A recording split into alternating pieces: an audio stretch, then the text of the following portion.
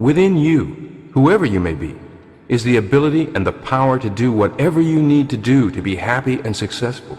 Within you right now is the power to do things you never dreamed possible. This power becomes available to you just as soon as you can change your beliefs. Just as quickly as you can dehypnotize yourself from the ideas of, I can't, I'm not worthy, I don't deserve it, and other self-limiting ideas. The truth about you is this: you are not inferior. You are not superior. You are simply you.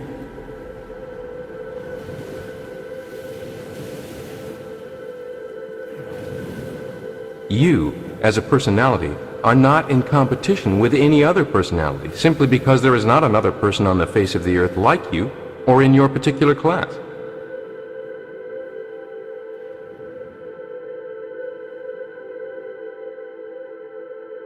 You are an individual. You are unique.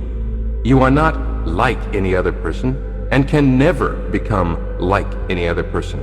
You are not supposed to be like any other person, and no other person is supposed to be like you. There is no common man, no standardized common pattern.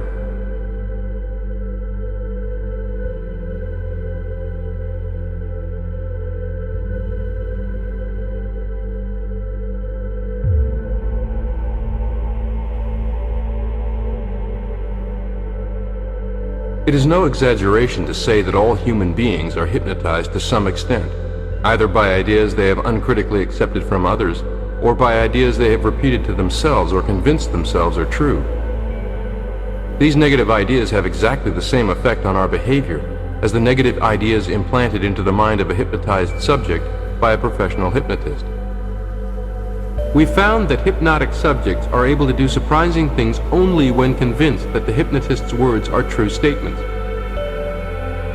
When the hypnotist has guided the subject to the point where he is convinced that the hypnotist's words are true statements, the subject then behaves differently because he thinks and believes differently. But if you've accepted an idea from yourself, your teachers, your parents, friends, advertisements, or any other source, and further, if you are firmly convinced that idea is true, it has the same power over you as the hypnotist's words have over the hypnotized subject. It is not about fraud, but a search for hidden truth.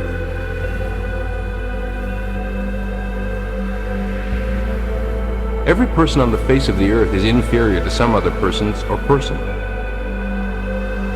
Every person I meet, from the newsboy on the corner to the president of the bank, is superior to me in certain respects. This does not, however, make me an inferior person. We have allowed ourselves to be hypnotized by the entirely erroneous idea that I should be like so-and-so, or I should be like everybody else. You can't win by playing not to lose. Once a decision is made, focus on supporting it, not second-guessing it. I have spent my whole life scared, frightened of things that could happen, might not happen. 50 years I spent like that. Finding myself awake at 3 in the morning. I came to realize it's that fear that's the worst of it. That's the real enemy. Ideas are changed not by will, but by other ideas. Memories of past failures can adversely affect present performance if we dwell on them. I failed yesterday, therefore I will fail again today. The minute that we change our minds and stop giving power to the past, with its mistakes, loses its power over us. Poor grades in school are in almost every case due in some degree to students' self-conception and self-definition. These students had been literally hypnotized by such ideas as, I am dumb, I am poor in arithmetic, I am a naturally poor speller, I do not have a mechanical type mind, etc. With such self-definitions, students had to make poor grades in order to be true to themselves. It would be as wrong from their viewpoint for them to make good grades as it would be to steal if they define themselves as honest persons.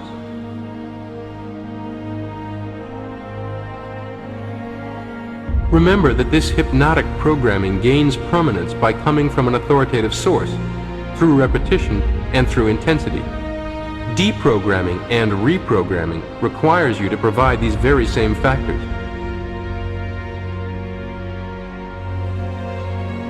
You are very, very strong, stronger than you have ever been in your life, much, much stronger. You are surprised at how strong you are.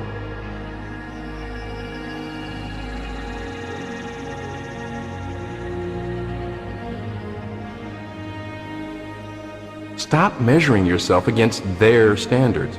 You are not them, and can never measure up. Neither can they measure up to your standards, nor should they. Your objective should not be to feel superior to others, nor should you continue permitting feelings of inferiority to others. Your objective is to develop your own unique personality and accomplishment.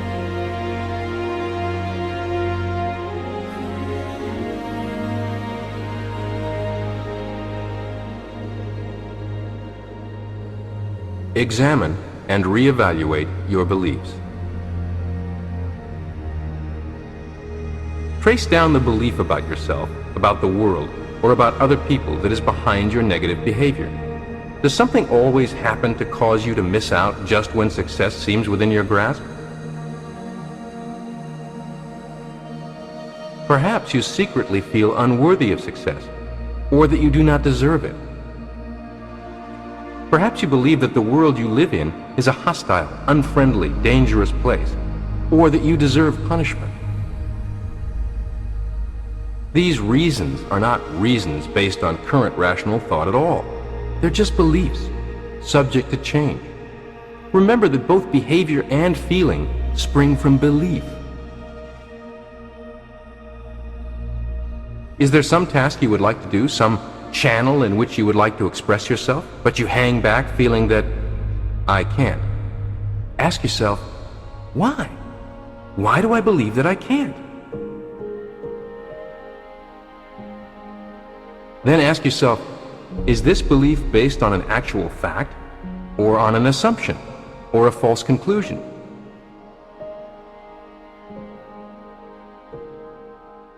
Is there any rational reason for such a belief? Could it be that I am mistaken in this belief? Would I come to the same conclusion about some other person in a similar situation? Why should I continue to act and feel as if this were true if there's no good reason to believe it?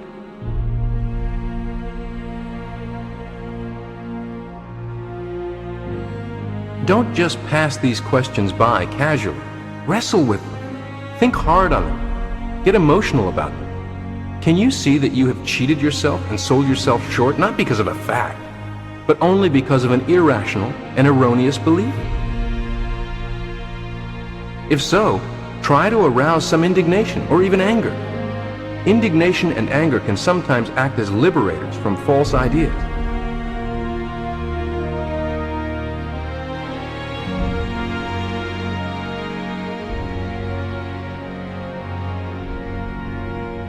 Many of us unconsciously and unwittingly, by holding negative attitudes and habitually picturing failure to ourselves in our imagination, set up goals of failure.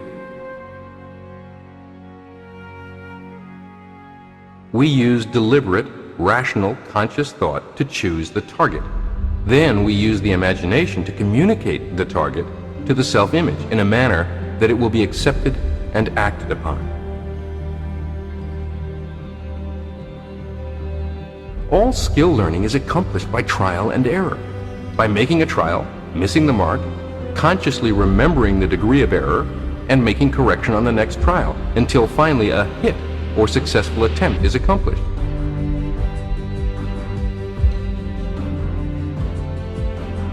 The successful reaction pattern is then remembered or recalled and imitated on future trials.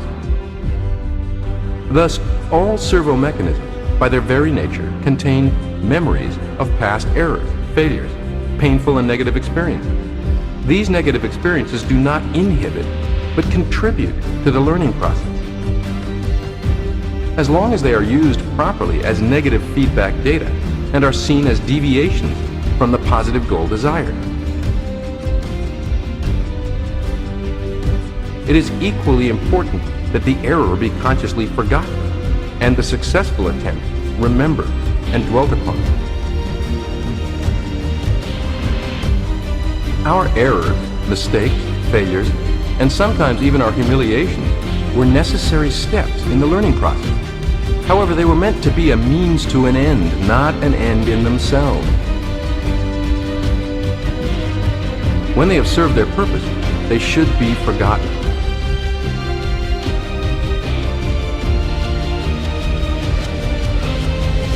The unhappiest of mortals are those who insist on reliving the past over and over in their imagination, continually criticizing themselves for past mistakes, continually condemning themselves for past sins. I do not think it coincidental that pain and the deep-seated belief that you should not suffer great indignities are the triggers that most quickly or easily and definitively motivate people to action. Knowing this, you can use it to motivate yourself to constructive action.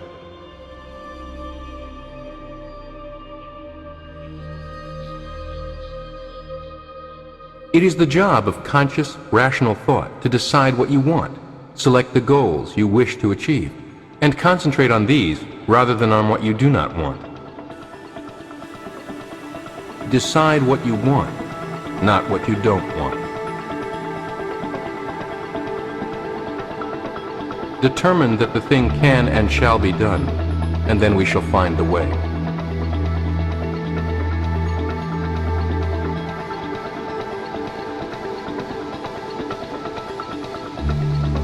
Each of us has genius within, in most cases waiting to be awakened, liberated, energized, and utilized. Right now, being a genius might not be part of your self-image, but soon I hope it will be.